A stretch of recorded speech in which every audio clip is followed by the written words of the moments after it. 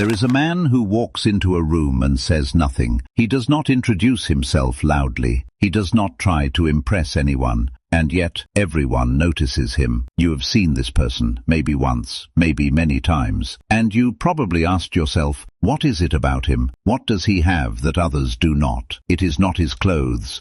It is not his age.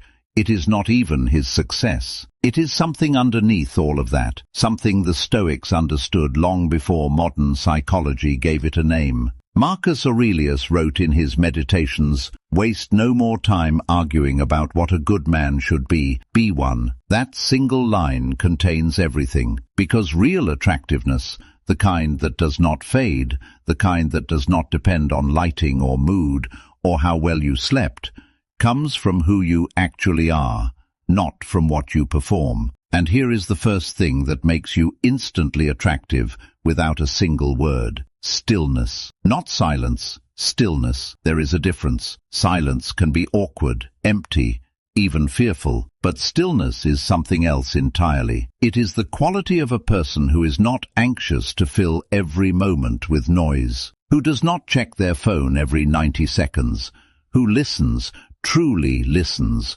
without preparing their next sentence while you are still speaking.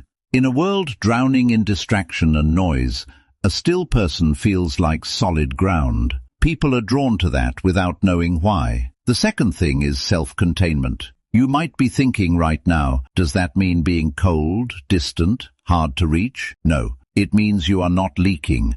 You are not constantly seeking approval. You are not adjusting your opinions based on who is in the room. Epictetus said, "He is a wise man who does not grieve for the things which he has not, but rejoices for those which he has." A self-contained person does not arrive at a conversation needing something from it. That quality, that quiet completeness, is magnetic. People sense immediately when someone needs their validation, and they sense just as quickly when someone does not. The second type is always more compelling. The third thing is composure under pressure. Watch how a person reacts when something goes wrong, when the plan falls apart, when someone speaks to them rudely, when life does not cooperate. That reaction tells you everything about who they are, and other people are always watching, even when they pretend not to be. The Stoics called this the discipline of reaction. Seneca wrote, "The greatest remedy for anger is delay, not suppression. Delay. The person who pauses before responding, who does not match the energy of chaos around them, who remains measured when everyone else is scattered, that person radiates a kind of authority that no title or position can manufacture." The fourth thing is directness. Not aggression, not bluntness for the sake of it, but the quiet confidence of someone who says what they mean and means what they say. Think about the people in your life who speak this way. They do not over-explain. They do not apologize for having an opinion. They do not wrap every statement in layers of qualification and uncertainty. When they say yes, it means yes. When they say no, that means no as well. In a world where most people are performing, hedging and managing impressions, a direct person is like a window in a room full of mirrors. And the fifth thing, perhaps the most important of all, is living in alignment. This is where Stoicism cuts deepest, because you can practice stillness, self-containment, composure, and directness. But if your daily life contradicts your values, people will feel it. Not always consciously, but they will feel it.